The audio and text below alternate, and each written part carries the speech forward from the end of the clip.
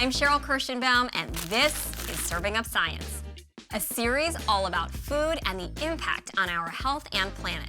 It's a show where I answer your burning questions like, why do we crave sugar? That's why. Or which oil should we use to sizzle that steak? Olive oil is rich in monounsaturated and saturated fatty acids. I'm here to clear up your cooking conundrums and explore the latest in food science innovation. What's the one that looks like a white strawberry? Dishing up hot and fresh new episodes.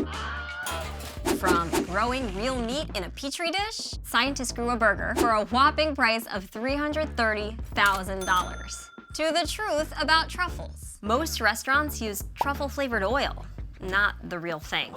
We'll whet your appetite with the latest research into what we eat and why. Tea is no substitute for coffee. So if you want to know the real scoop about what's on your plate, join me for this season of Serving Up Science.